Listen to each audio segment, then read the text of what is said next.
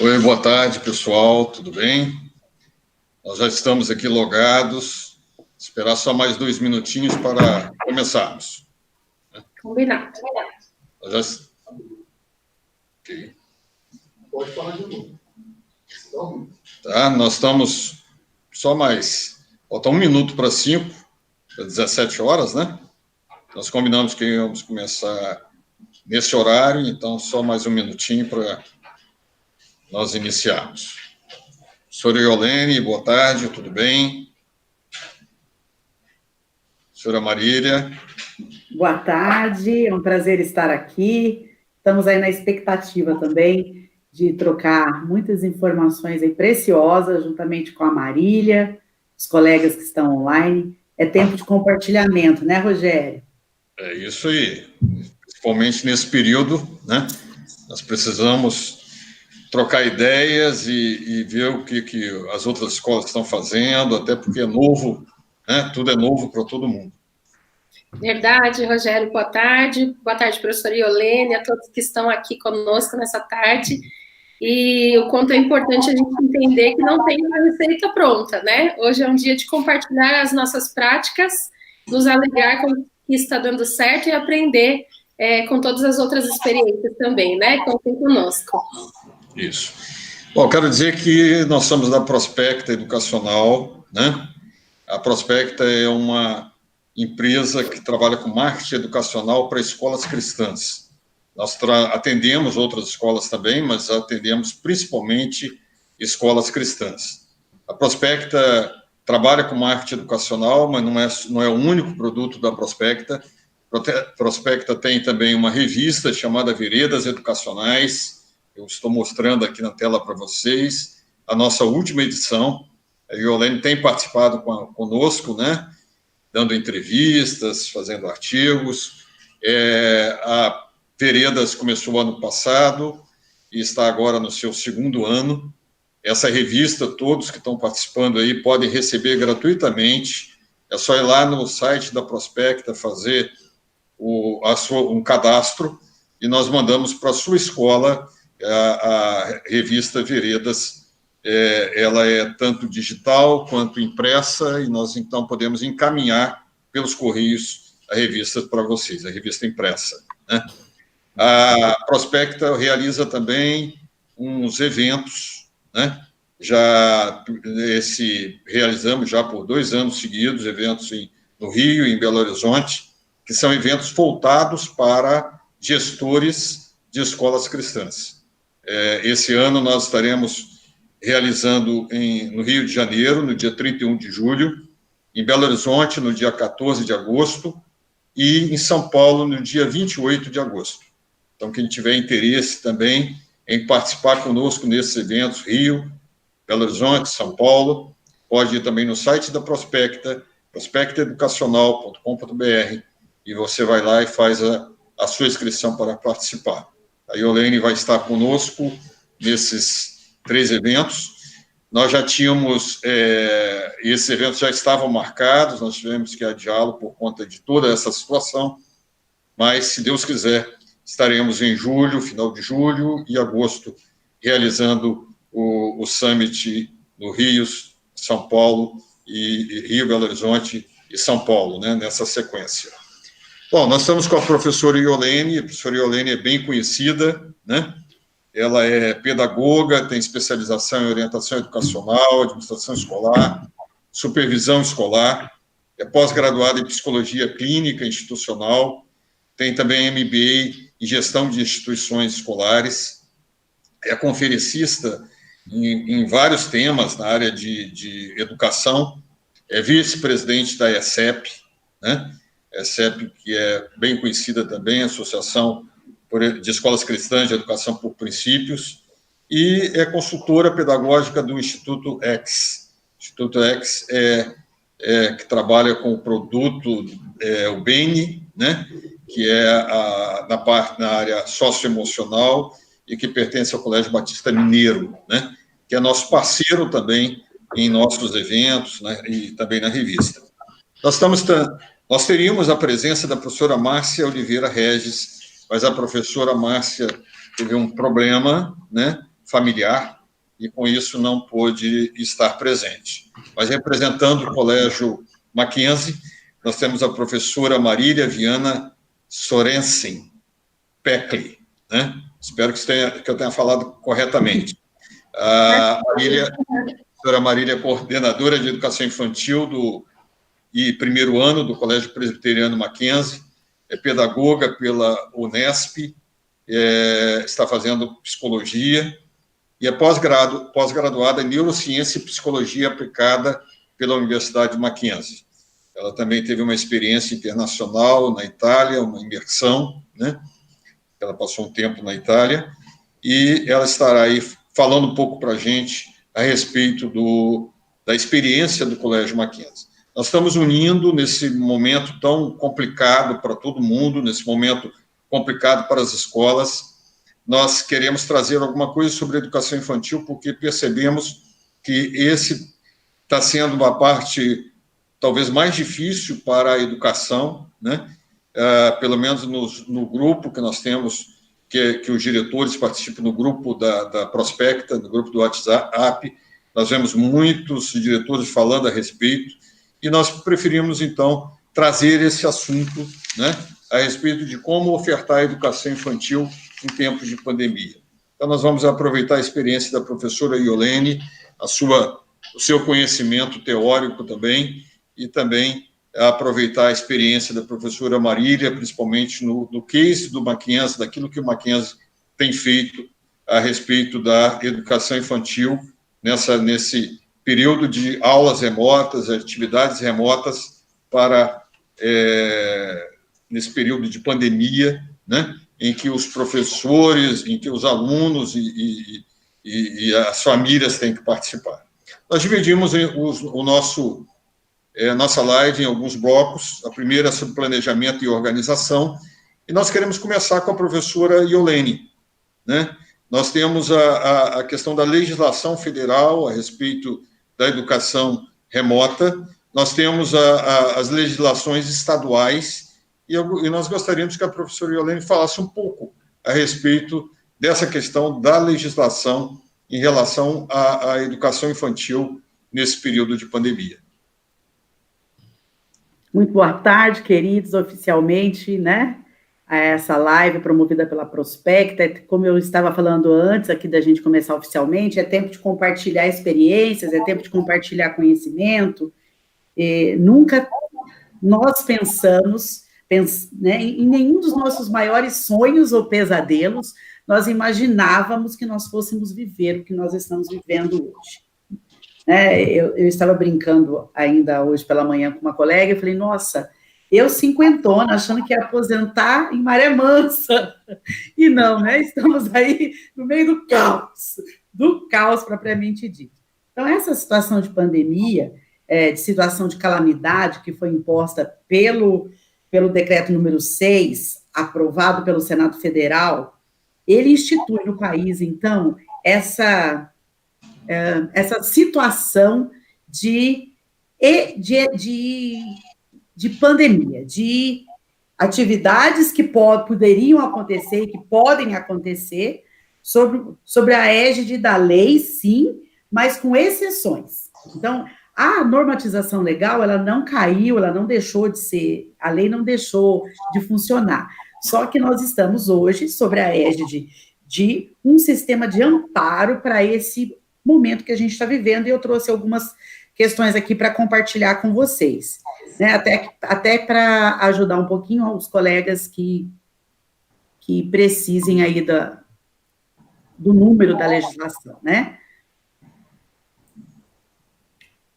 Então, nós temos marcos legais que amparam a educação no país. Então, primeiro que todo mundo conhece, a LDB 93/94, promulgada em 1996, ela está em vigor, ela não caiu, todos os seus artigos em vigor, antes da medida provisória 934 ser aprovada, nos grupos e nas lives nas quais eu participava, eu já apontava que a LDB já trazia amparo para que o ensino fundamental funcionasse com atividades remotas. Havia uma briga, uma discussão nesse meio termo, Mas a LDB já falava um pouco disso, obviamente, numa outra perspectiva, como a gente falou agora há pouco, jamais a gente imaginava que a gente fosse viver esse caos, né? Mas ela é um marco legal que eu digo que é a Bíblia educativa que a gente tem que ter, né? Aí nós temos a medida provisória 934, né, promulgada, obviamente, agora em 2020, que nos dá um amparo a respeito da flexibilização do nosso calendário escolar, dizendo que estamos num período de exceção, onde não é preciso cumprir os 200 dias, desde que a gente cumpra a carga horária de 800 horas mínimas, que é o que prevê a LDB. Nós temos também como marco legal a própria BNCC, que traz lá todos os objetivos que nós temos que trabalhar com a educação infantil, os campos de experiência, né, os direitos de aprendizagem, que nos ampara. Nós temos também o parecer do CNE, que foi votado agora no dia 28/4, mas que ainda não foi promulgado, que fala sobre a questão da flexibilização também dos dias letivos e como que nós vamos organizar, planejar esse tempo de atividades remotas, e as próprias diretrizes curriculares nacionais para a educação infantil, que também estão em vigor. Então, nada disso, gente, nem a LDB, nem a BNCC, nem as diretrizes curriculares não perderam valor. Então, eu vejo, assim, um pouco de correria frenética em cima de legislação, mas a legislação que a gente tem já ampara para tudo que a gente vai fazer. A nossa questão maior agora é a flexibilização do calendário, e a questão da flexibilização de carga horária para quem tinha uma grade, uma matriz, ou um plano curricular que seja, que trazia, por exemplo, 1.000 horas. Eu tenho colegas, diretores, na educação infantil com 1.000 horas. Então, essas escolas vão flexibilizar para 800. A maioria que já estava em 800 tem que cumprir as 800. Né? Então, os 200 dias foram flexibilizados, mas as 800 horas não. Então, elas já estão citadas no artigo 31 da LDB e elas devem ser cumpridas. Tá? O CNE, ele traz algumas alternativas nesse parecer que está para ser publicado nos próximas horas, né? Ele fala da reposição da carga horária de forma presencial ao final do período de emergência, para aqueles que não conseguiram cumprir nada, né? Aqueles que fecharam as portas e lá atrás e não cumpriram com atividades remotas, ou que o seu sistema de ensino não autorizou. Então, para essas pessoas, vai ter que ter a reposição da carga horária de forma presencial. Mas, para esse item 1.1, eu quero fazer um alerta para vocês, queridos. Precisa se contabilizar o que você trabalhou em janeiro, o que você trabalhou em fevereiro, o que você trabalhou em março. Você tem que contabilizar isso. E contabilizar depois, pós-retorno. Ou seja, eu vi hoje na internet que o Pará já manifestou. Quando retornar, você contabiliza um segundo semestre e o restinho agora do primeiro, se você estiver funcionando. Mais aquilo que você deu nos primeiros meses. Você tira daí, né, a questão das 800 horas e vê o que está faltando, vê o que você está em débito. Porque não é que você vai ter que repor tudo, né? Você já trabalhou um pouco e você vai trabalhar mais. Então, não se esqueça de fazer essa continha, uma regrinha simples lá no seu Excel vai funcionar, tá? O CNE também fala da realização das atividades pedagógicas não presenciais, que podem ser mediadas ou não por tecnologia. Então, porque hoje também está uma correria por plataforma, correria, né, por mecanismos de tecnologia que deem conta disso. Mas as atividades pedagógicas não presenciais, as remotas, não precisam ser necessariamente todas mediadas por tecnologia. E em relação à legislação ainda, na questão da flexibilização da carga horária, existe a possibilidade apontada pelo CNE da ampliação da carga horária diária com a realização das atividades se couber na sua escola. Ou seja, quem trabalhava 4 horas pode trabalhar 4 horas e meia. Quem trabalhava 4 horas e meia pode trabalhar 5 horas. Aí você vai ter que organizar a sua escola, organizar seu prédio, para ver se você consegue fazer isso, né? Porque aí varia um pouco de escola para escola. Nós temos regulações, queridos, que são estaduais e que são municipais. Se vocês leram a prévia do parecer do CNE, você deve ter percebido que o CNE não bateu a caneta em relação à educação infantil. Ele deixou com que os estados e os municípios, os seus sistemas, regulassem o assunto, né? Ele deu, eu digo que ele colocou a cereja no bolo, mas ele não partiu o bolo, né? Ele deixou para que os estados e os municípios conversassem e regulassem como é que vai ficar a educação infantil.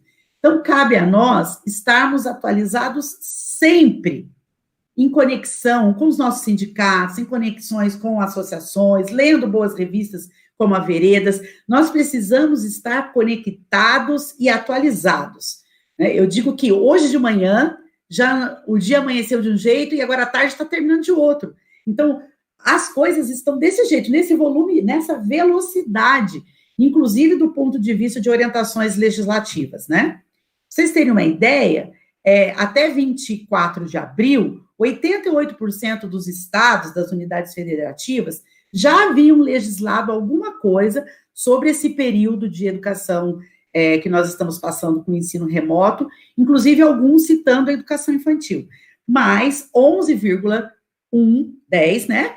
11,10 não legislaram nada ainda até o dia 24 de abril. Então, nós temos aí um vácuo em alguns estados, em alguns sistemas, sobre a educação infantil, ok?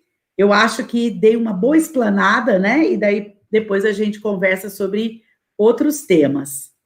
É bom nós sabermos essa questão da legislação, né? Porque muitas escolas ficam em dúvida, e até mesmo porque nós estamos tendo uma legislação diferente, né? Uma adaptação, e as orientações aí que a professora Iolene passou são muito importantes para esse momento. Quando iniciou toda essa situação, né, dos estados entrarem fecharem, né, todas as escolas terem que fechar por causa da pandemia, né, toda essa questão de isolamento social, muitas escolas entraram em pânico, porque como trabalhar remotamente. E eu acho que, além da tecnologia, uma das maiores dificuldades que as escolas tiveram, e talvez ainda estejam tendo, é a questão de pessoal, né, de recursos humanos, a questão de professores. Alguns mais adaptados à tecnologia, outros menos. E a coisa aconteceu de uma hora para outra, né? Então, nós gostaria de entrar nessa questão dos professores, entrar com vocês, e que a professora Iolene falasse um pouco sobre essa questão da preparação do professor, da capacitação do professor, e depois a professora Marília falasse como foi essa experiência do Mackenzie em relação à questão de professores. Então, queridos, nós temos no Brasil um problema sério em relação à formação de professores. Tanto a formação inicial, que se dá lá na graduação, quanto a formação continuada, né? A formação inicial, ela é caótica, se nós fizermos uma análise do ponto, só em um ponto, eu quero levantar um ponto aqui com vocês. Foi feito um estudo, né, e esse estudo o MEC possui, de qual percentual das grades curriculares dos cursos de pedagogia que trata exclusivamente sobre alfabetização, que ensina a alfabetizar. Porque o pedagogo, a priori, é o professor da educação infantil e é o professor dos anos iniciais. É aquele que vai dar o start, né, no processo de alfabetização. Queridos, pasmem, dos cursos de graduação desse país, em torno de 7% das grades dos cursos de pedagogia se fala de alfabetização, e os outros 93% sobre outros assuntos. Não que os outros assuntos não sejam importantes, mas sigam comigo o raciocínio. Eu estou num curso de graduação, numa licenciatura de pedagogia, de pedagogos, que a priori eu estou formando professores para os 2 primeiros segmentos da educação básica. A educação infantil, seja lá na creche de 0 a 3 ou na pré-escola 4 ou 5, e estou falando dos primeiros anos, dos anos iniciais do ensino fundamental. Então, a formação ela já é caótica por si só. Né? Se eu fizer uma análise, então, da questão de quanto que eu tenho de tecnologia, como que eu ensino os professores nesses cursos, a respeito de como introduzir TICs, né, as tecnologias de informação e comunicação em sala de aula. Então, o quadro fica pior ainda, vai virar aqueles jornais que se espremer só sai sangue, então é melhor a gente nem tratar desse assunto, porque é caótico, né? A formação inicial é muito ruim. Lógico que nós temos exceções, obviamente, né? Em todo cenário, a gente tem quadros que eu digo que são oásis, nós temos algumas universidades seríssimas e que trazem uma grade curricular um pouco mais recheada e um pouco mais condizente com aquilo que o professor vai enfrentar na sala de aula. Mas nós temos hoje o desafio da formação continuada, que esse é nosso, queridos, pertence aos gestores. Não adianta eu ficar no Muro das Lamentações de Jerusalém, dizendo, ó céus, ó vida, eu não tenho um professor bem formado. Não adianta, né? Você não tem, e infelizmente eu analiso, diante do quadro, do cenário que a gente tem, que a gente não vai ter pelos uns bons anos ainda pela frente, porque nós precisamos de uma reforma geral, né, nas matrizes dos cursos de licenciatura. Então, a pipoca bateu na nossa pipoqueira, Rogério. Está lá na nossa casa, né, que é na nossa escola, e bateu na nossa mão. A batata quente chegou, eu tenho que descascar, eu tenho que trabalhar. Então, formação continuada, eu digo que é imprescindível para o sucesso de qualquer escola. Agora, imagina fazer educação continuada na perspectiva de aprimoramento, na perspectiva de crescimento, nesse caos. Então, eu digo que escolas, queridos, não percam contato com seus professores. É tão precioso estar com eles. Né, priorize. Semana passada, eu dei férias no meu colégio e os professores retornaram no dia 28 de abril. No mesmo dia que eles retornaram, dia 28, eu fiz a nossa primeira reunião pedagógica virtual. Todos os professores na tela, né, usamos lá um dos dispositivos disponíveis no mercado e juntamos todo mundo. Nós fizemos isso na terça, na quarta e na quinta da semana passada. E converso, né, pelo WhatsApp, liguei para alguns hoje, né, para ouvir a voz de alguns. Então, nós precisamos estabelecer um elo com esses professores e marcar a nossa presença, não só a presença que garante, olha, vai dar tudo certo no final. A gente está descabelando os gestores. Todo mundo sabe disso, não é segredo para ninguém. Mas nós cremos que vai dar tudo certo. Eu creio que vai dar tudo certo. E não é utopia baseada em nada, não. Né? Primeiro porque eu sou uma pessoa que crê em Deus. Eu creio que Deus está no controle de todas as coisas. Deus é soberano e não perdeu o controle do nosso planeta. Eu creio nisso, né?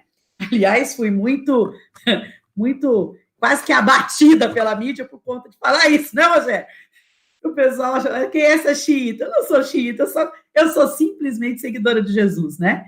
E eu creio que Jesus toma conta mesmo e que poderia estar pior se Deus não existisse. Mas o fato agora não é discutir teologia, né?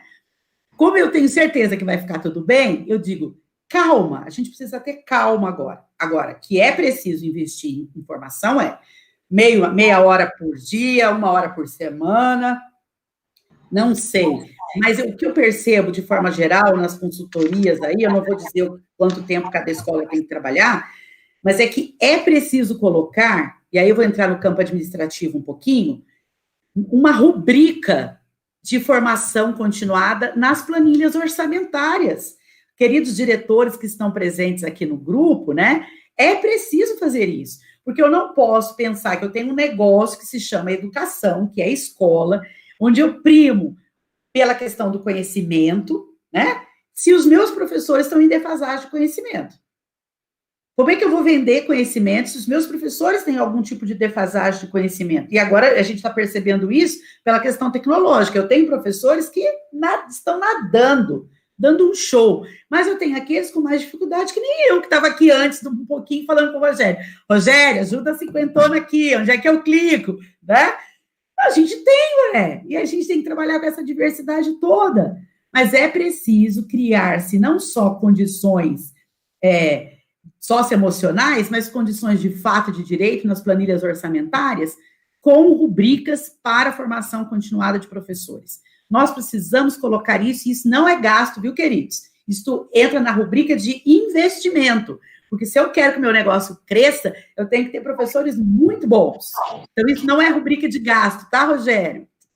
Eu nós creemos que agora, com essa situação toda, né, de temos que utilizar a tecnologia, as próprias escolas vão despertar para essa questão dos treinamentos, das capacitações, utilizando o virtual, né? Essa passa a ser uma grande possibilidade, até porque quase tudo está acontecendo dessa forma.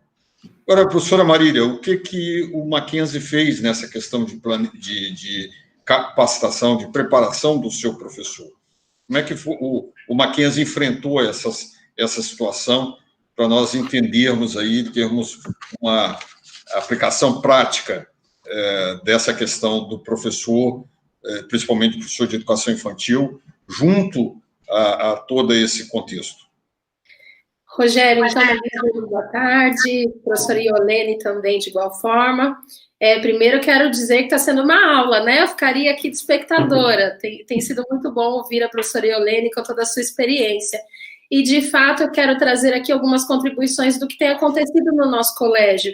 Ouvindo a professora Iolene, eu não tenho dúvida do quanto nós somos privilegiados por ter um suporte muito grande na nossa instituição, especialmente entrando no campo referente à capacitação dos professores, o quanto o Mackenzie, em todas as suas instituições, zela por isso. Não tenho dúvida que estou hoje com alguns professores aqui que não me deixam mentir, o quanto nós somos engajados nesse contexto, sim, de ofertar ao professor tudo aquilo que nós entendemos como capacitação pedagógica, mas também instigá-lo, que ele tenha essa busca constante, né, de gerir o seu próprio autoconhecimento. Então, hoje são os dois caminhos que nós estamos seguindo. Mas quando nós nos deparamos, então, com essa situação toda da pandemia, o primeiro momento, a primeira atitude foi um encontro geral com a educação básica como um todo, com os nossos colegas coordenadores, orientadores educacionais, orientadores pedagógicos, direção, para entendermos que caminho nós iríamos tomar. Inclusive porque lá nos primeiros dias, né, nós paramos no dia 13 de março, nos primeiros dias ainda haveria incertezas, especialmente sobre a educação infantil, se esse período iria ter continuidade ou não, até quando iria nosso afastamento, nosso isolamento.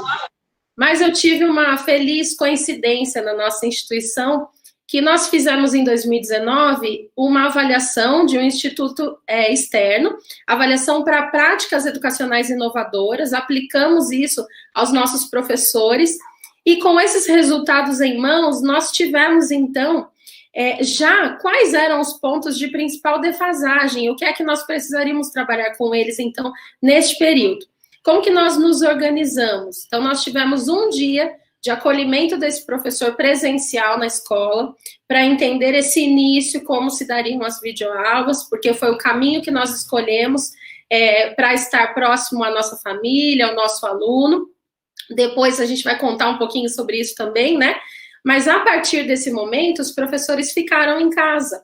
E eu precisei entender que recursos eles têm em casa, atrelado a essa avaliação que eu comentei com vocês, o que mais eu posso oferecer a esse meu professor, que, como a professora Iolene disse, alguns estão voando, estão se sentindo em casa. Outros a gente tem que pegar um pouco mais na mão, fazer junto. E nós temos a alegria de ter uma coordenação de tecnologia, uma equipe para isso, que tem promovido, então, ao longo desse nosso isolamento, encontros virtuais para programar esse trabalho pedagógico, mas especialmente de orientação, de tutoriais. Nós temos, então, essas ferramentas à disposição do professor.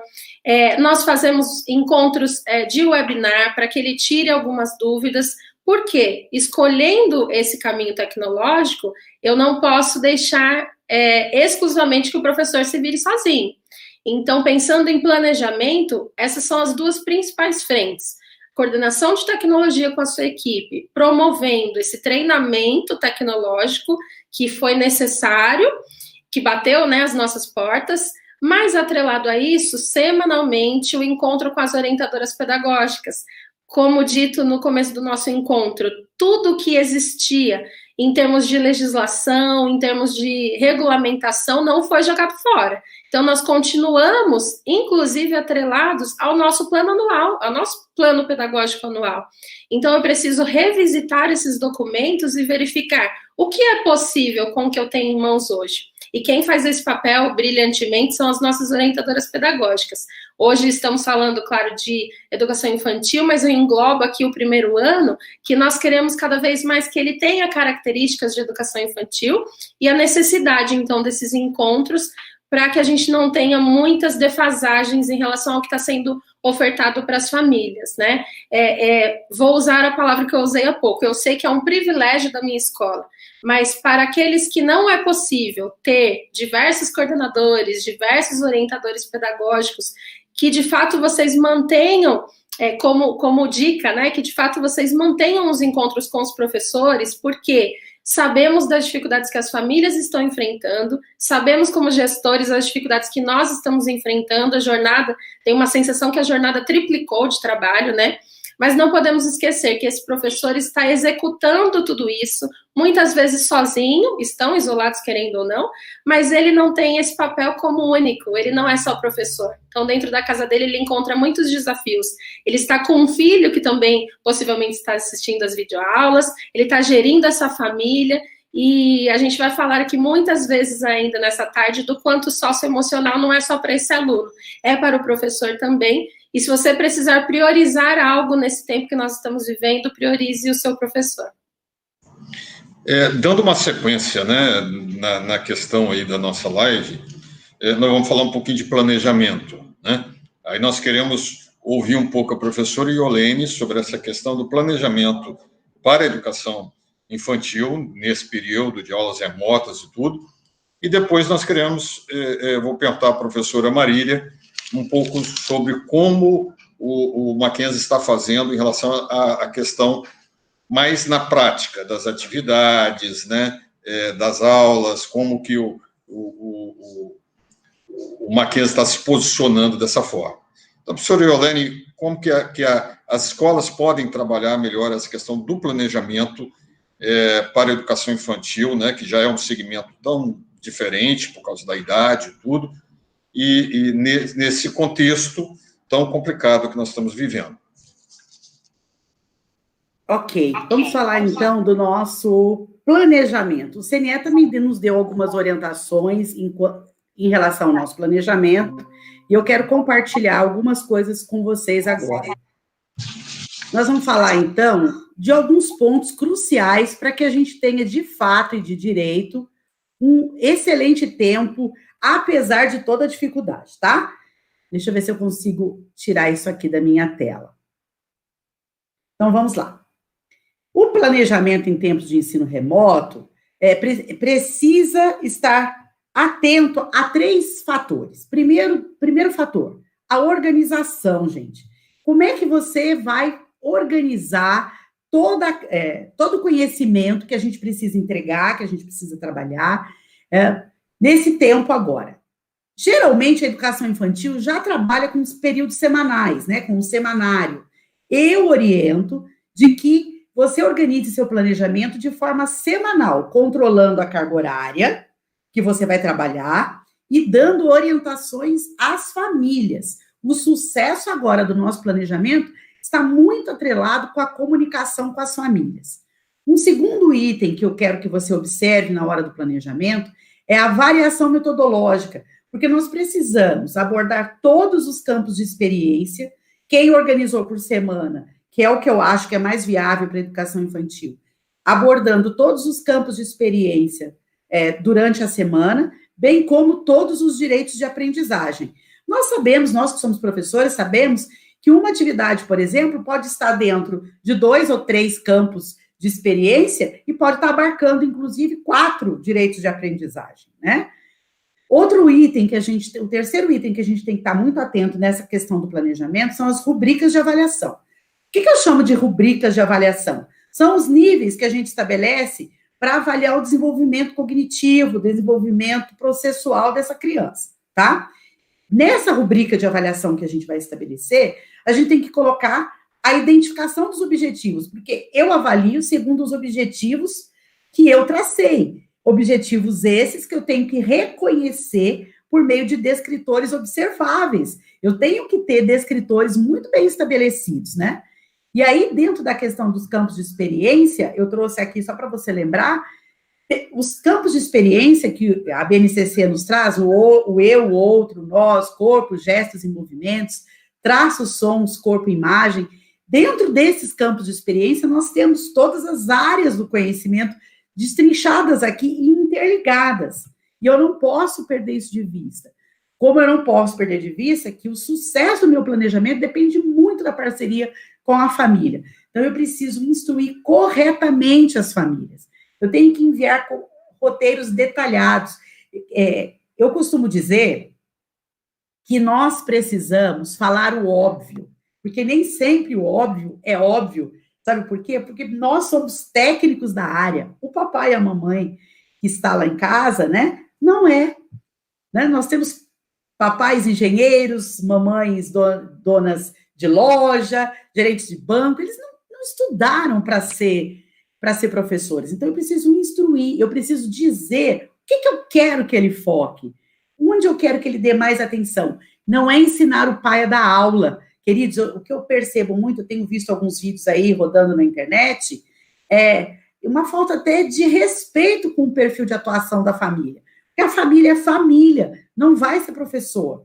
Mas eu preciso dar condições, orientar aquilo que eu quero que ele dê uma olhadinha com mais atenção na realização daquela atividade. Eu trouxe aqui, meramente para trocar umas ideias com vocês, meramente expositivo aqui, né? Um plano de trabalho de educação remota para educação infantil, um modelinho, né, meramente instrutivo. Você pode montar o seu modelo de acordo com a sua escola, aquilo que você acha que é o melhor para a sua escola, tá bom? E um modelinho falando um pouquinho daquilo que trata a legislação. Então, é um modelo de plano de trabalho, de planejamento pautado na BNCC, pode observar aí, onde no cabeçalho eu já destrincho se é para bebês de 0 a 1 ano e 6 meses, se é para crianças bem pequenas, no caso de 1 ano e 7 a 3 anos e 11, ou se esse plano é para crianças pequenas, que é 4 e 5 anos. Eu tenho a identificação de que turma que é, eu tenho o local para o professor colocar o nome dele, eu destrincho o campo de experiência, eu destrincho os objetivos de aprendizagem. Você pode colocar só a sigla do objetivo, que está lá na base, só você consultar, ou você pode escrever também, né? Eu coloco os descritores de aprendizagem. E aí eu já estou tratando um pouquinho da avaliação. Deixa eu colocar o modelinho do plano, depois eu volto na avaliação. Então, eu tenho o tema da atividade, então eu coloquei aqui, é uma turma de pré-2, de acordo com, cada região tem um nome, né? Mas é uma turma de 5 anos. Coloquei aí, deixa eu pegar um para a gente manusear com mais facilidade. Espaços, tempos, quantidades, relações e transformações. Segundo item aí do campo de experiência. Coloquei os 2 objetivos que eu vou trabalhar, então, esse aqui é para a semana, viu, queridos? Aí eu tenho o tema e a atividade é vogais, os direitos de aprendizagem que eu vou trabalhar, tá lá, é o conhecer, o expressar, o participar, o explorar, tá tudo lá ali dentro destrinchado. Quais são as ferramentas metodológicas que eu vou usar? Eu vou usar atividade digitalizada com orientação, né, que eu vou mandar as orientações de como realizar essas atividades digitalizadas aí para a família. A carga horária, e o CNE foi bem claro, viu? Essa carga horária não é ao pé da letra, é um tempo estimado, porque nós estamos falando de educação infantil. Crianças, tem algumas vão mais devagar, algumas rápido, elas respondem de um jeito com a interferência da professora, sem a interferência responde de outro, então é uma estimativa de tempo. Aí tem um campo em aberto, que é aquilo que eu vou relatar de impressões que a família vai me trazer, tá? O feedback da família. Aí os descritores desejáveis para essa faixa etária. Então, nessa faixa etária de 5 anos, eu desejo, né? Eu espero que a criança já reconheça a letra inicial da palavra, que ela conte a quantidade de letras que tem aquela palavra e que ela saiba registrar o número, né, de letras que tem naquela palavra. O registro foi realizado por qual ferramenta? Foi enviado, né, a atividade foi para impressão via WhatsApp e vai ser devolvida para a escola no retorno às aulas.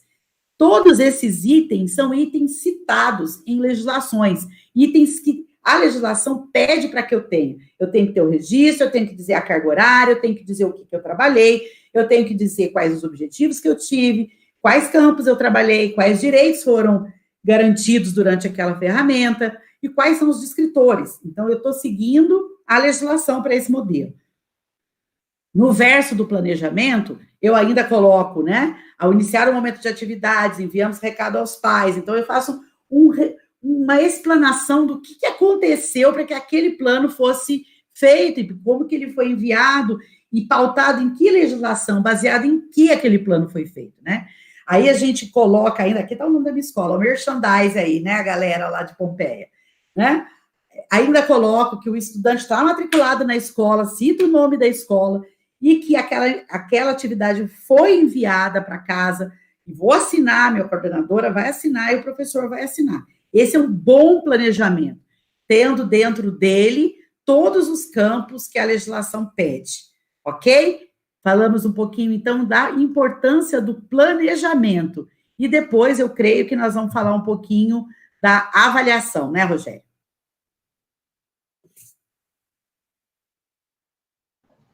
Desculpe, eu não abri meu microfone. Bom, primeiro dizer que nós temos um tempo aqui para a nossa live, né? Há uma limitação do YouTube para isso. Nós não vamos dar tempo para todas as perguntas, né? Mas estamos recebendo algumas e vamos tentar trabalhar a nossa sequência aí através dessas perguntas também. Nós queremos lembrar que essa live tem a organização também do Sistema Mackenzie de Ensino, né? Que está com a gente nesse trabalho. E nós temos patrocínio também da Atuais, que é ensino bilíngue, e o programa BENI, que é o programa socioemocional do Instituto X, do Colégio Batista Mineiro. Nós queremos agradecer a 389 pessoas que estão participando. Aliás, chegou a 400 agora, né? É um tema de educação infantil, um tema realmente que está demandando muitas dúvidas, né, para as escolas, e nós temos uma participação muito boa. Professora Marília, no caso do Colégio Mackenzie, que tipo de atividades vocês estão trabalhando? Como é que está sendo feito essa parte mais prática? Vocês estão tendo aula com educação infantil? Estão tendo aula remota? Não está tendo? Está tendo aula gravada? Durante isso, são quantas horas por semana? Como é que está sendo essa prática de vocês, do Colégio Presbiteriano Mackenzie, para com os seus alunos da educação infantil? Sim, vou contar um pouquinho para vocês na prática como isso tem se dado, e já eu gostaria de espelhar também a tela para trazer uma aula prática, né, para vocês verem como é que nós estamos realizando. Então, preciso falar novamente o quanto tem sido um desafio, o quanto nós estamos sendo bombardeados por tantos encontros virtuais, por tanta gente querendo dar fórmulas, né? Então, eu queria trazer esse alerta também, para nós termos esse cuidado, porque nessa hora de incerteza, o professor, às vezes, quer usar muitas ferramentas, quer se apropriar de tudo, e não podemos ter medo do simples, e não podemos nos esquecer do quanto a educação infantil é permeada pelo brincar, é permeada pelas experiências, pelo concreto, e o quanto nós podemos tirar do que nós estamos vivendo atualmente, de foco positivo dessa interação que as famílias terão. Então, um ponto muito importante é nós conhecermos a realidade dessas famílias. O nosso planejamento também estava, paralelo a ele, esse entendimento de quem é o meu aluno, de quem é essa família que está recebendo essas aulas, senão ela não teria um objetivo, né? Então, sabendo da apropriação dessa família, sabendo que todos eles teriam condições de assistir essas aulas remotamente, tendo esse contato e essa comunicação muito rápida e muito dinâmica com as famílias, que nós fizemos no início, e até pautados através de toda uma junção de que os professores estavam verificando quem estava acessando a nossa plataforma, quem estava em contato com o professor, quem de fato conseguiu assistir às videoaulas. Atrelado a isso, o nosso planejamento se deu, não nos esquecendo do que é primícia para a educação infantil.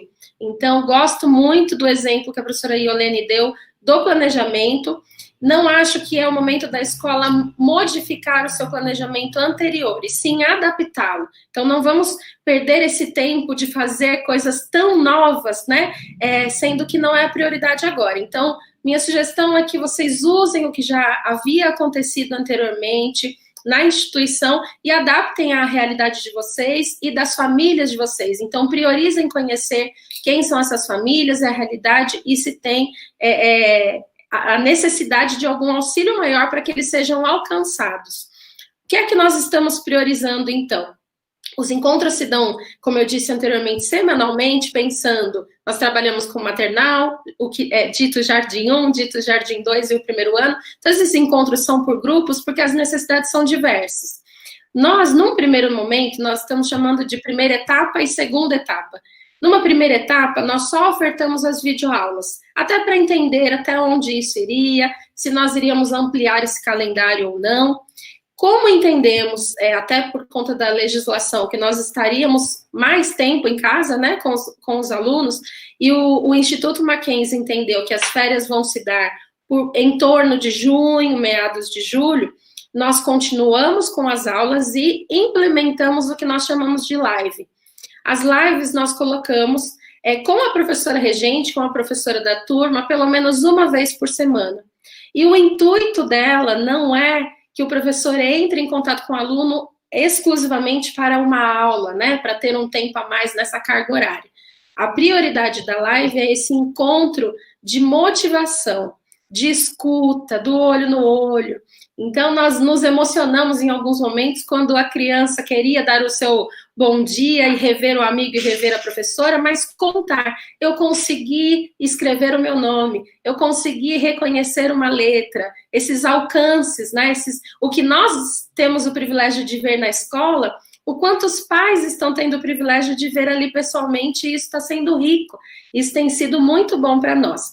Então, agora, o que tem dado certo para nossa instituição é ofertar para a família diariamente videoaulas com algumas aulas com a inserção de um PowerPoint, por exemplo, para dar um norte para a família. Então, o começo da videoaula é aquele encontro com o aluno, numa linguagem professor verificando e falando com o aluno, e o PowerPoint com instruções para o adulto. Posterior a isso, então, as nossas lives. Quero tentar espelhar para vocês uma ideia disso que eu contei em relação à videoaula. Vou clicar aqui para pedir a permissão da apresentação. Vocês conseguem ver? Ainda não, Marília, não está aparecendo.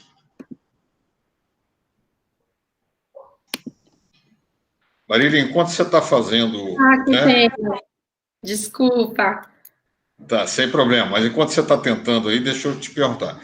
Vocês estão trabalhando com aulas gravadas e aulas ao vivo ou apenas aulas ao vivo? Como é que está sendo essa prática do Mackenzie? Deixa eu voltar aqui para vocês, porque não entrou o meu PowerPoint. Enfim, então, diariamente, nós enviamos para as famílias a videoaula, um arquivo de videoaula, e nós nos organizamos da seguinte forma: para que o professor não fosse onerado em que ele falasse com a sua turma, e assim sucessivamente todos os demais colegas, nós fizemos uma espécie de rodízio, em que todos participam do planejamento, mas é possível que os professores se rodiziem nesse vídeo inicial. Então, a exemplo, de forma prática, eu sou uma professora de maternal, hoje o meu rosto está aparecendo para todas as turmas de maternal, enquanto uma outra colega está gravando uma próxima videoaula. Então, todos participam do planejamento, mas na semana, todos os professores de turmas diversas dentro daquela série, eles aparecem para as crianças. Já na live, o professor da turma específica está somente com o seu grupo, e isso se dá uma vez por semana. A partir da semana que vem, nós vamos implementar mais uma live, que são com os professores de aulas específicas. Então, a exemplo, o aluno terá, durante a semana, as suas videoaulas, assistirá dentro da sua rotina, com a sua família colaborando, mas terão encontros com horário marcado com a professora da sala e também com um professor especialista. Então, teremos uma aula do maternal para música, uma aula do Jardim 1 com a professora do ensino religioso, uma aula do Jardim 2 com o professor de educação física, e iniciaremos esse rodízio para que eles também tenham contato com esses professores especialistas. Os professores especialistas também estão fazendo aulas gravadas, aulas assíncronas, né, que nós chamamos, mas incluiremos no nosso planejamento, a partir da semana que vem, esse contato também com o especialista. Achamos isso necessário, pertinente, especialmente pela palavra que eu usei de motivação. Na nossa primeira live, os pais nos disseram isso. Eu estou muito desejoso que o meu filho continue com as aulas, mas por ele não estar vendo o professor, conversando com o professor, eu sinto que houve uma desmotivação.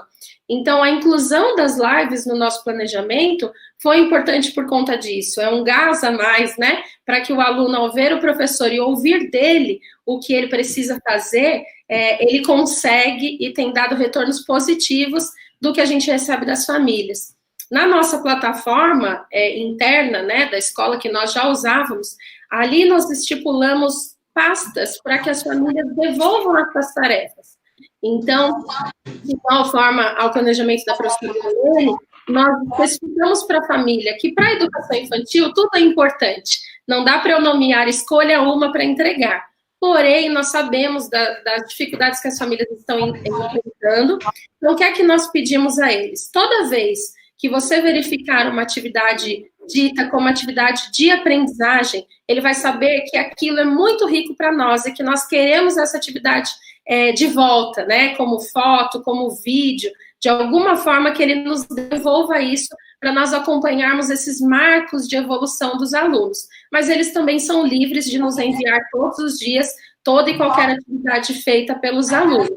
De igual forma, no primeiro ano, isso tem acontecido, e especialmente essa cobrança um pouco maior, cobrança não, que eu não gosto dessa palavra, que a gente está mais no momento de acolhimento, né? Mas de um pedido maior para que essas atividades de aprendizagem, que tem esse foco de analisar e verificar esse acompanhamento da aprendizagem, seja devolvida para a escola.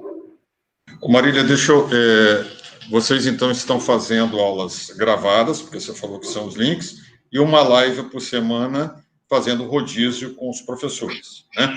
Essa aula gravada, e você falou que a partir da próxima semana vocês vão fazer lives mais específicas com professor de educação física, professor, de repente, de inglês, e etc., né?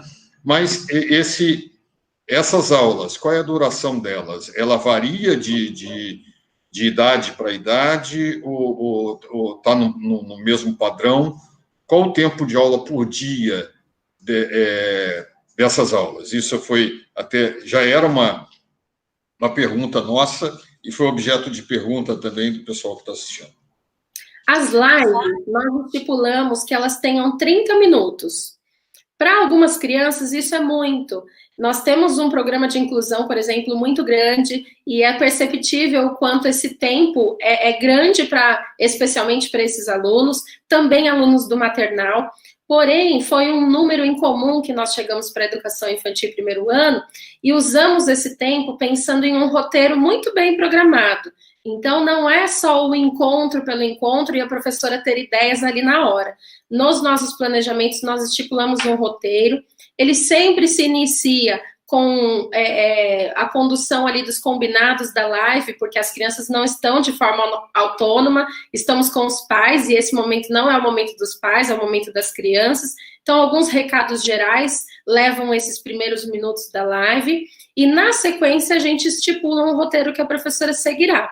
Ela sempre começa com uma música ou uma brincadeira que traga um tema disparador que já foi observado em aulas anteriores, para que tenha esse resgate com a criança. Ela usa suas próprias experiências de casa para trazer uma condução de uma próxima atividade. Então, a exemplo disso, eu posso citar a explanação dela, da rotina dela de casa, então contando o que ela faz desde que ela acorda e até o final do seu dia, e joga esse questionamento para as crianças e faz um momento até de chamada para que eles lembrem dos amigos, para que a gente trabalhe um pouco do alfabeto também, a gente inclui questões pedagógicas até nisso, né, até nessa organização da chamada dos alunos. Todos eles têm esse momento de fala, assim como tiveram o momento da escuta, mas se aproximando mais do final, porque ouvir todos os alunos leva então, um tempo dentro desses 30 minutos, se aproximando do final, vou trazer como exemplo algo que nós estávamos trabalhando em toda a educação infantil, que é a questão das parlendas. Ela traz um resgate de algo que foi visto também, tanto em sala de aula como nas videoaulas, e faz um encerramento com os alunos. É quase que o que nós fazemos no nosso dia a dia da roda de conversa. Óbvio que não é igual, mas é uma ideia que nós tivemos para esses momentos de encontro. E eles se repetem, modificando seus objetivos. Então, para as lives, nós temos esses roteiros definidos. Já para as videoaulas que foram gravadas previamente, editadas e enviadas para casa, nós não colocamos um tempo fixo, porque também depende muito do objetivo. Então, eu já tive vídeos com 2 minutos, com 3 minutos, porque é uma introdução para disparar algo, um gatilho, enfim, para aquela atividade que vai ser pedida, e o roteiro e o passo a passo está dentro do PowerPoint. Mas nós incluímos algo para facilitar a vida das famílias e para que tenha uma interação maior com as crianças, que é o que eu ia projetar para vocês, mas vou deixar meu contato para que a gente possa trocar essas figurinhas. Os professores estão fazendo PowerPoints, em sua maioria, com narração, porque um incômodo nosso no início era entregar para as famílias o pedido da atividade e o pai ter que estudar primeiro para conseguir dar conta daquelas atividades. Então, o que nós sentimos eu quero sim que tenha um adulto colaborando com a condução, porque a criança não tem essa autonomia total do computador, do próprio tablet, do celular, enfim, para esses cliques, né? Mas nós inserimos, então, nessas aulas, audiodescrição, ou a própria professora num vídeo reduzido, naquela tela de passo a passo, para que ela esteja narrando isso. Então, com o tempo, nós fomos aprimorando essas aulas, e para a videoaula, então, não tem uma regra, depende muito da necessidade do professor para alcançar determinado objetivo. Então, por exemplo, aulas com 2 minutos iniciais, ou uma contação de histórias que leva muito mais tempo, né? Ok, obrigado, Marília. Professora, nós vamos entrar agora em outro assunto, né, nessa ideia da sequência. Só dizer que esse material da professora Iolene já é um material público, porque ela já está disponibilizando em grupos de WhatsApp e tudo, e se a professora Iolene permitir, já que tem muita gente pedindo, nós colocarmos no site da Prospecta, deixar lá para as pessoas baixarem, né? E então ela está balançando a cabeça, então já está dizendo que permite. Então, em relação a esse material da professora Iolene, nós vamos deixar no site da Prospecta, e depois é vocês só irem lá para poder baixar o material. Nós temos outra questão muito ligada a essa questão aí da educação infantil, dessas aulas e atividades para a educação infantil no contexto de aulas remotas, que são os pais, né? Então, quando você trabalha com o ensino médio, quando trabalha com o ensino fundamental 2, é um pouco mais fácil, porque existe um pouco de autonomia, né? Dependendo, quanto mais vai passando a idade, existe mais uma autonomia de estudo pelo próprio aluno, né? Lá em casa eu tenho 3 experiências diferentes, terceiro ano e 2 menores, mas a gente vê isso, né, na prática. Professor Iolene, como que a gente pode trabalhar com os pais, né? Porque quando você está trabalhando com a educação infantil, principalmente em aula remota, você está trabalhando com os pais. Como é que pode ser e como deve ser esse trabalho para que haja um interesse maior do pai, né, em estar motivando a criança, em estar trabalhando a criança, estar trabalhando de forma correta, conforme a orientação da escola? Que palavra que você tem de orientação, né, para o pessoal que está participando com a gente em relação a essa questão desse trabalho que deve ser feito com os pais? Eu creio que esse é um grande desafio para todas as escolas, não só do nosso país, mas mundialmente, né? Que é a questão do envolvimento das famílias com a rotina pedagógica das crianças. Há de se levar em conta, Rogério, que comunicação se faz efetivamente na relação entre pares, né, entre pessoas, e continuamente. Eu percebo que agora, alguns que não davam muita atenção para o item comunicação com as famílias, voltaram os olhos também meio que desesperados para esse item, porque é de fato um item que tem que ser trabalhado o ano inteiro, em todas as circunstâncias, e não só agora em que estamos diante desse caos total promovido pela pandemia do Covid-19. Então, a aliança com as famílias é prioridade e é desafio. E a boa comunicação é a chave para o sucesso de qualquer instituição, né? Seja ela a loja lá no shopping, ou seja a escola.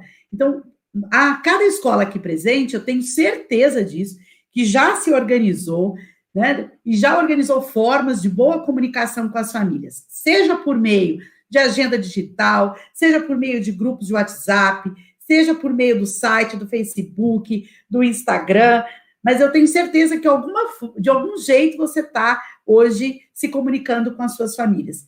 Quanto mais nós conseguirmos entender o universo da família, que, como eu falei para vocês, a família não é a escola, e o pai não é professor, né? Desde que eu entenda isso, e de que eu entenda que lá dentro de casa eu tenho crianças, às vezes de diversas faixas etárias, eu tenho, às vezes, os pais que já retornaram ao trabalho, porque muita gente já voltou ao trabalho, né?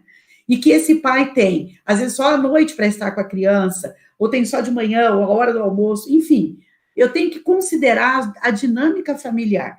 Esse meu olhar para a dinâmica vai automaticamente interferir no meu planejamento, porque se eu sei que a criança está em casa, e se eu estou dando orientações para a família, para que a família consiga realizar o meu planejamento, que é aquilo que eu almejei, que eu tracei como expectativa de aprendizagem, eu tenho também que equilibrar, eu tenho que dosar o que eu estou enviando para casa.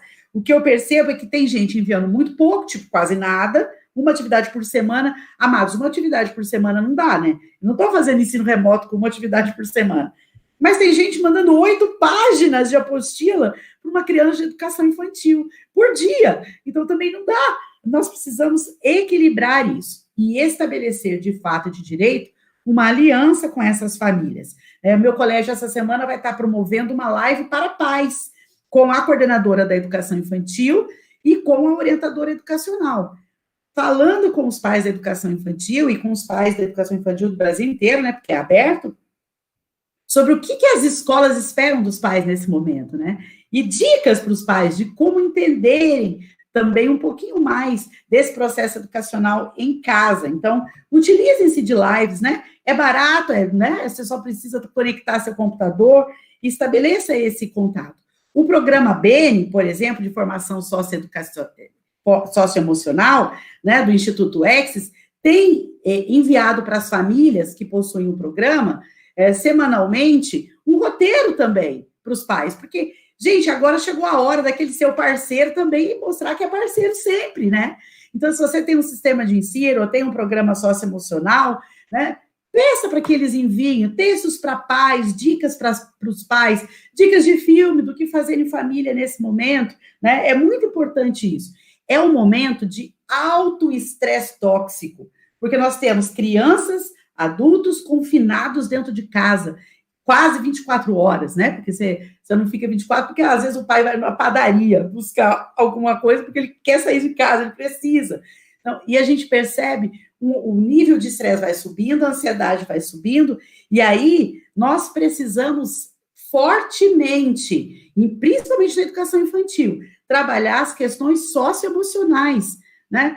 As virtudes, a resiliência, a paciência, a determinação, nós precisamos trabalhar isso com os pais também, como bem falou a professora, porque às vezes nós ficamos tão focados só nas crianças e esquecemos que nós temos os pais, e nesse momento de educação infantil, os pais são o nosso foco, nós precisamos atingir os pais. Sem essa aliança, gente, não existe ensino remoto na educação infantil sem uma boa aliança com os pais. Nós temos agora algumas oportunidades e alguns desafios. Nós precisamos aí equilibrar a sobrecarga de trabalho, não só nossa, porque senão daqui a pouco a gente pira, né? Mas a sobrecarga de trabalho de professores, a sobrecarga de trabalho da família, Nós precisamos entender que essa família, como eu disse, pode já ter voltado para trabalhar, né, efetivamente. E aí, como é que fica eu enviando 8 páginas de apostila por dia? Eu preciso entender que a educação infantil é direito do aluno à progressão. Eu já escutei também em grupos de WhatsApp por aí, com certeza não era uma pessoa atualizada, que nem você que está numa live, né, no início da noite, né, que os alunos do pré-2 de 5 anos estariam reprovados. Gente, não existe reprovação e retenção na educação infantil. Todas as crianças têm o direito à progressão. E para que essa progressão seja feita da melhor forma possível, eu preciso, então, vou retomar, abordar todos os campos de experiência semanalmente, garantir semanalmente os direitos de aprendizagem e fazer todo esse link com orientação às famílias. E agora chegou uma hora, gente, eu passei a manhã fazendo isso, então eu estou falando uma coisa que eu fiz hoje, de convencer as famílias de que a educação infantil é prioridade, de que a educação infantil é essencial, de que ela é a base, de que existem habilidades, existem conceitos lá do ensino médio, que eu vou trabalhar agora na educação infantil, e que ela, sim, é propulsora para um bom estudo depois nos anos iniciais e nos anos finais e no ensino médio para toda a vida. Eu preciso convencer a família disso, porque o que a gente tem ouvido muito agora é, não é obrigatório, eu vou tirar meu filho do maternal da escola. Não é obrigatório, eu vou tirar meu filho do jardim 1 da escola. Então, de acordo com a nomenclatura pelo país afora. Então, nós precisamos de um alto poder de convencimento, um alto poder de argumentação e, principalmente, um alto poder de empatia com as famílias. Porque, às vezes, a gente fica do lado de cá planejando, né? E esquece alguns fatores, esquece algumas coisas que são imprescindíveis, como o outro que vai receber essa atividade. Quem é esse pai? Quem é essa família? Eu tenho que olhar, por exemplo, eu tenho que pensar em todos os suportes e brinquedos pedagógicos que pode ser que essa família tenha ou não tenha em casa. Então, eu tenho que dar, no meu planejamento, na sugestão de atividade que eu vou dar para essa família, eu tenho que reconhecer primeiro que essa criança está em casa. E que se ela está em casa, eu não posso querer que ele use, por exemplo, sólidos geométricos, né? Mas eu posso dar uma atividade lá de formas, mas utilizando, por exemplo, as frutas que tem em casa, utilizando, por exemplo, as latas que a mãe guarda lá, né? Os alimentos na despensa, no armário. Então, eu tenho que usar da minha criatividade e, na hora que eu envio esse roteiro para as famílias, dar às famílias esse tipo de explicação. Porque, como eu disse, para mim, o que é óbvio, para o outro não é óbvio. Então, eu tenho que estar muito atenta nessas questões para que eu possa realmente ajudar as famílias. Opa, disparou tudo aqui no meu computador. É com você, Rogério. Ok. Você, a senhora Iolene tocou num ponto muito crítico, né, em relação à questão da educação infantil, porque as nossas escolas cristãs no Brasil, em sua maioria, são escolas até 600 alunos, né? Nós fizemos uma pesquisa recentemente, a pesquisa da Prospecta, que vamos publicar na nossa próxima revista, e nós temos, inclusive, não foi uma pesquisa com todas as escolas, mas com uma amostragem muito boa, e nós podemos ver, então, que a maioria dessas escolas são escolas até 600 alunos, e nem sempre com essa estrutura toda que um colégio maior tem, né? E nós estamos colocando aqui justamente essas questões muito práticas, porque, como a professora Iolene falou, é uma questão de convencimento de estar trabalhando com as famílias, até para, neste momento de crise financeira, não tirarem as crianças da escola, principalmente as crianças da educação infantil, onde não existe uma obrigatoriedade. Rogério, deixa eu só fazer uma intervenção. Claro. Hoje eu estava conversando com uma querida lá do estado do Rio de Janeiro, diretora de escola, que me perguntou assim, eu posso falar para o pai que ele vai tirar o filho da escola, ele tem 4 ou 5 anos, e que eu vou enviar o nome para o conselho tutelar?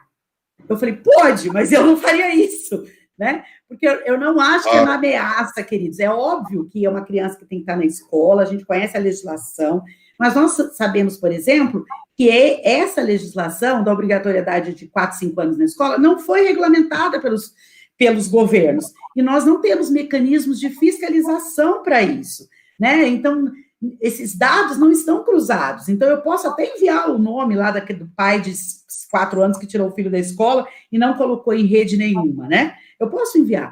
Mas é essa a minha empatia no momento, é esse o meu espírito cristão no momento de pandemia, é essa a minha finalidade maior. Eu entendo a questão financeira, eu sou diretora de escola, né, eu estou tentando equilibrar minha planilha financeira, eu já passei um dia daqueles, né, daqueles bem abençoados com essa planilha financeira, eu entendo tudo isso, mas eu entendo também que a gente dá valor para aquilo que toca o nosso coração, daquilo que a gente é convencido que tem valor. Então, se eu pego o telefone e ligo para um pai e esclareço para ele tudo que o filho vai deixar de ter, de todas as habilidades e competências que vão deixar de ser desenvolvidas, tudo aquilo que ele tem acesso, e mostro como que isso vai influenciar lá no ensino médio, por exemplo, o conceito que ele tem de sistema solar, que é base, e é criado, e é formado na educação infantil, gente, com raridades,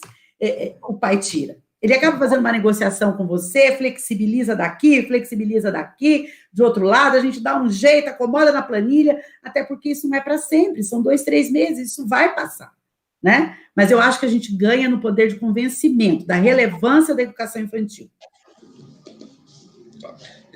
Nós podemos ver nessa situação toda, né, da dificuldade que as escolas estão vivendo com os pais na educação infantil, principalmente nessa questão financeira e tudo, nós já observamos nas falas aí da professora Yolene, da professora Marília, a importância da comunicação, a importância da dosagem do material, né? E a importância de estar passando para os pais como que a educação infantil é importante para a base de conhecimento do filho, a base de desenvolvimento dele, né? São esses, esse é um bom argumento para se estar trabalhando. Agora, professora Marília, como que o Colégio Mackenzie está trabalhando essa parte com os pais? Como é que tem sido, como é que o colégio está desenvolvendo na prática essa comunicação, esse convencimento? E já fazendo uma pergunta já um pouco para nós irmos caminhando para o final da nossa live, quais são os problemas que vocês estão tendo em relação a isso e como estão trabalhando essa questão? Com certeza, o principal problema, digamos assim, são os aspectos financeiros, né? De uma semana para cá que nós começamos a ter maiores indícios de família com essas dificuldades. Mas o lado bom disso tudo é que eles se achegam a nós tentando, sim, uma conciliação, e não já com uma fala de que eu vou tirar da escola. Especialmente por isso que nós acabamos de ouvir, porque nós já construímos uma comunicação e um vínculo tão forte com as famílias que eles estão entendendo que o papel deles não é de intervenção. Eles estão entendendo que o papel agora não é absorver o que é ser o professor, o profissional capacitado para o que está acontecendo agora. E os pais ficam emocionados até, digo assim, claro que na balança eles estão com mais dificuldades do que facilidades, mas quando eles veem que os nossos pedidos de atividades envolvem o aspecto familiar, envolve a interação da criança com a família, eles também pegam esse gosto de estar conosco nas atividades, e o aluno é o maior motivador dessa família, né, que busca o pai para ajudá-lo. Então, esse foco dos dois lados é muito importante. Nós não podemos esquecer isso, nós temos que enviar essas atividades e pensar no nosso planejamento, não nos esquecendo que a família não é o papel de interventor nesse momento, e sim de interação com essa criança, deixando o brincar, o lúdico, as experiências e o concreto acima de todas as coisas. Paralelo a essa questão de dificuldade financeira, nós tivemos uma única família que entrou em contato dizendo que o que nós estávamos enviando era insuficiente. Mas eu recebi isso como elogio, inclusive, né? Porque era uma família sedenta por algo mais, porque está ali acompanhando a criança. Por outro lado, as maiores dificuldades enfrentadas pela família é a parte técnica. Então, as famílias não tinham muito esse contato com plataformas para videoconferência ou com a nossa própria plataforma para o envio de atividades, porque eles eram mais receptores, né, no período anterior a isso. Então, nós fizemos aqui um compilado das perguntas frequentes das famílias e estamos distribuindo isso em toda a equipe que atende os pais. Então, desde a secretária-geral, a coordenação, a direção, nós temos quem é a linha de frente, né, digamos assim, do contato com as famílias, que é a orientação educacional, e ela sabe que ela tem total flexibilidade para lidar com esses aspectos de dificuldade das famílias, e se forem aspectos financeiros, enviar essa dúvida a quem de direito, se for uma questão administrativa, recorrer a mim para que eu dê esse encaminhamento, mas nós estamos com alguns pilares de prioridade. Primeiro, não deixar o pai aguardando resposta. Então, nós estamos, sim, com uma demanda grande de trabalho, mas a resposta é prioridade. Um segundo pilar eu prefiro que a gente telefone ao invés de responder. Nós sentimos que mesmo zelando e tendo um cuidado com essas respostas por e-mail ou pela nossa própria plataforma, eu não sei quem está do outro lado e como ele vai receber essa minha informação. Então, dependendo da resposta que eu tenha que dar, eu prefiro que seja sempre ao telefone, mediado pela orientação educacional ou pela minha pessoa, especialmente porque todos nós estamos com os nervos à flor da pele, né? E o nosso intuito não é gerar faísca em ninguém, nosso intuito não é que tenha uma má interpretação da comunicação.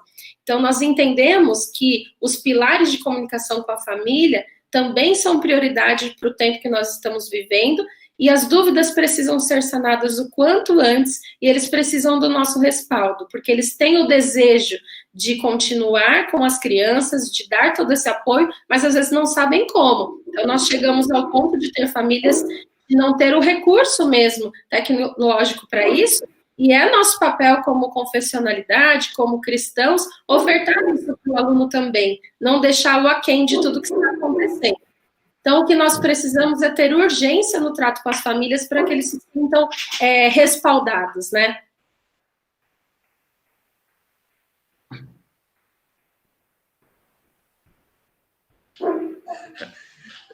A falta de hábito, né, da questão do microfone.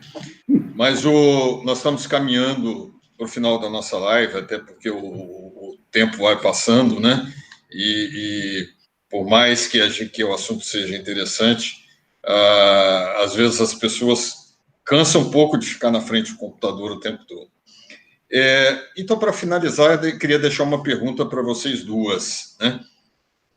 O que de mais criativo vocês acham que deve ser trabalhado com as crianças da educação infantil para prender a atenção delas, através dessas atividades, dessas aulas remotas, porque não é também uma coisa tão fácil, né? Você ter 10, 12, 15 crianças numa sala de aula, né, dependendo da idade, 20, dependendo da idade da criança, já não é tão fácil prender a atenção. A gente sabe que a professora de educação infantil ela tem que se desdobrar, ela tem que ter todo um jeito para isso, né? Fazer isso com aula remota, fazer isso à distância, é mais complicado ainda. Então, Marília, e depois finalizando com a professora Iolene, em 2 minutos, vocês dizerem aí o que seria de mais criativo que a gente... do trabalho de vocês, que vocês imaginam, do que vocês têm feito, que a gente pode trabalhar com essas crianças para poder prender a atenção delas, né? Marília, 2 minutos, depois o professor Iolene, 2 minutos para nós encerrarmos. Rogério, o principal ponto de criatividade do professor é algo que já acontecia na escola, né? Não é só por conta desse momento de pandemia. A criança precisa se sentir desafiada. Quando algo não o desafia, ele perde o interesse. E lembrar que a criança aprende a todo momento. Então, ele não vai aprender só a hora que o pai pausar em frente ao computador e dizer, vamos assistir a videoaula. Não é só esse momento do aprendizado. Então, o que nós temos enfrentado frente aos professores e frente às famílias é dizer, observe a sua criança o tempo todo e, especialmente, escute a criança. Eles têm ótimas perguntas e, a partir dessas perguntas, certamente serão temas disparadores para os nossos próximos planejamentos, né? Se nós olharmos a criança como foco de investigação, de busca por resolução desses desafios, e aí sim voltarmos aos nossos planejamentos, com certeza teremos uma educação infantil mais efetiva. Eu gosto muito da professora Marta Helfas, uma neurocientista, que diz que a escola ela tem passado, muitas vezes, do espaço de investigação das crianças para o espaço de trabalho do adulto. E nós precisamos voltar aos nossos olhos que a escola, o aprender, o ato de aprender, ele é, sim, um ato de investigação das crianças sempre. Então, é claro que nós somos regidos por legislações que nos pedem documentos, isso é o que nos norteia, os nossos planejamentos são importantes. Mas uma pergunta de uma única criança pode modificar todos os nossos planejamentos e as nossas ações. E é de igual forma em casa. Que a gente possa escutar mais as crianças e desafiá-las mais. Obrigado, Marília.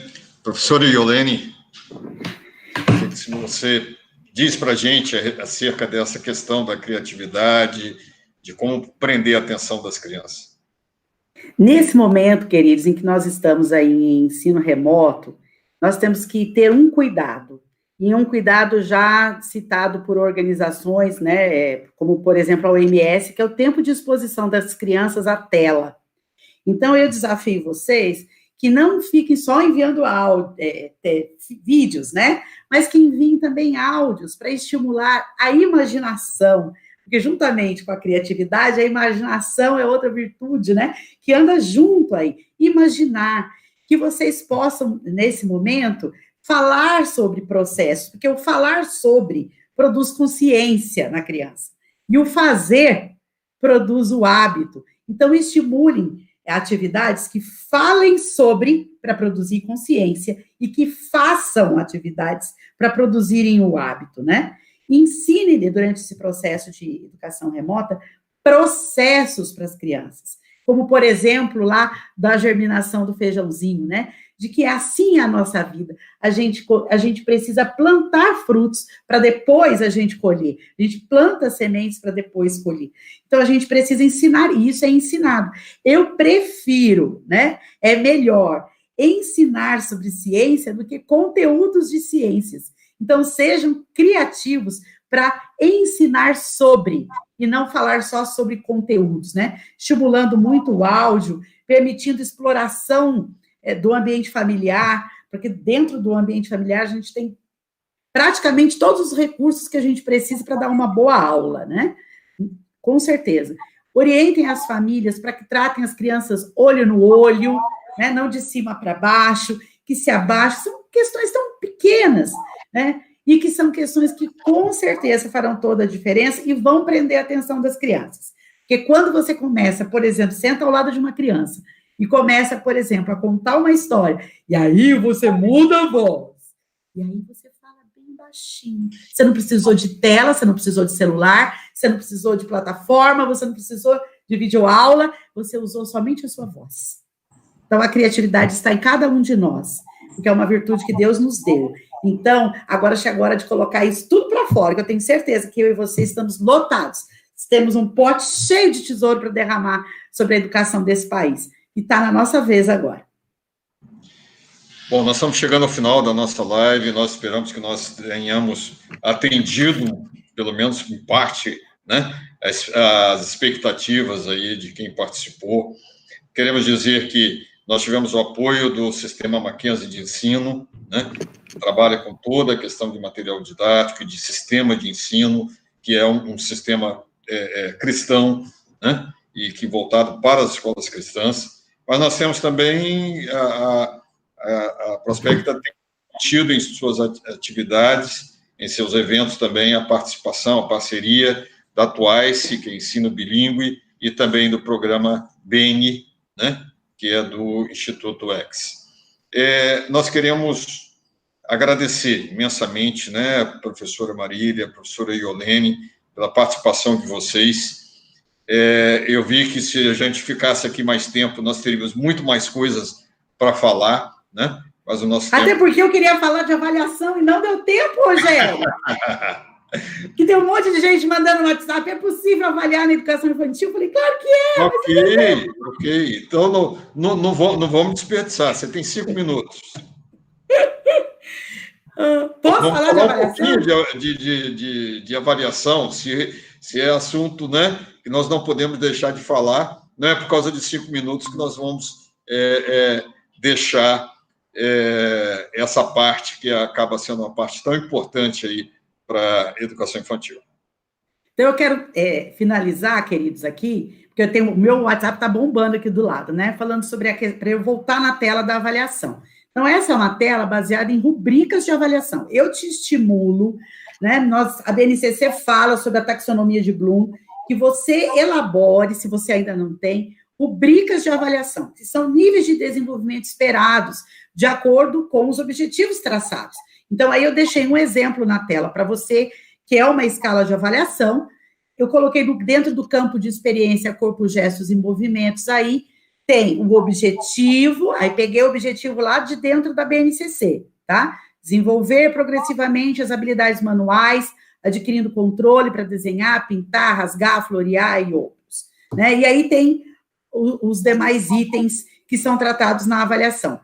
O importante agora a avaliação é ferramenta de aprendizagem e ela ocorre durante todo o processo, inclusive durante o processo de ensino remoto. Nossa preocupação tem que ser sempre na questão formativa, para crescimento, para observação do crescimento dessa criança. Os critérios têm que estar muito bem definidos e, inclusive, compartilhados com a família, explanados. O que eu espero com essa atividade? Naquela hora que você manda seu roteiro, ali, você tem que mandar junto o que você espera que a família faça. Como é que você espera que aquela atividade seja realizada, né? E pautado em objetivos e descritores desejáveis para cada faixa etária. E isso está bem explicadinho lá na BNCC. Mas é possível avaliar? É possível, desde que você tenha, então, as rubricas bem montadas, o planejamento bem montado, desde que você tenha descritores também bem feitos, explanados e muita ajuda da família nessa hora. Por isso que o retorno dessas atividades feitas em casa é muito importante. E a comunicação com a família também. Até para a família dar um feedback. Olha, essa atividade que vocês mandaram, só por Deus, não deu certo. Para você entender que, às vezes, aquilo que você traçou e desejava para aquela faixa etária não está condizente com a sua turma. Então, a avaliação é ferramenta de aprendizagem. Resumi bem, tá, Rogério? Ok, muito obrigado, Iolene. Infelizmente, Rogério, não vou fazer uma... Sim, Marília. Não vai ser tréplica, não. É só para sugerir se alguém da equipe... Só para sugerir, se alguém da equipe puder colocar o nosso contato ali no corpo dos comentários, porque um dos pontos que me perguntaram muito antes é quais aplicativos, quais ferramentas concretas nós usamos para a elaboração das atividades e das videoaulas. E também, se alguém quiser, pode entrar em contato comigo para a gente partilhar algumas aulas a exemplo do que nós estamos executando, tá bom? É o marilia.pecli@mackenzie.br. Marília. O Wanderson, né, que é um dos nossos colaboradores aqui.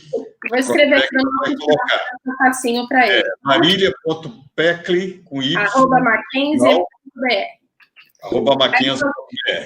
Nós temos uma lista de tutoriais, de aplicativos, de auxílio para quem ainda tem dificuldades nessa parte tecnológica, e a ideia é partilhar mesmo, não quero que fique retido conosco. Ótimo, bacana. Marília, muito obrigado. Professora Iolene, muito obrigado, né? Nós, da Prospecta, a primeira live que estamos fazendo, com sucesso extraordinário, graças a Deus. Nós entendemos, nós somos uma empresa cristã, e nós entendemos que o nosso trabalho, mais do que o trabalho de uma empresa, é um ministério que nós fazemos com as escolas, né? Se algum diretor quiser conhecer melhor a Prospecta, faça contato conosco, nós estaremos à disposição para conversar com vocês, para poder fazer algum tipo de parceria e que nós possamos abençoar a escola de vocês também. Então, gente, muito obrigado. Obrigado a todo mundo que participou, a todo mundo que esteve aí participando com a gente, nos ouvindo. Mais uma vez, Marília, que Deus abençoe sua vida ricamente. Dê um abraço também na professora Márcia, agradeça a ela, apesar da dificuldade que ela teve, que Deus abençoe o filho dela lá na sua recuperação. Senhora Iolene, que Deus continue também abençoando ricamente a sua vida, né? E o trabalho de vocês. Muito obrigado. Até uma próxima.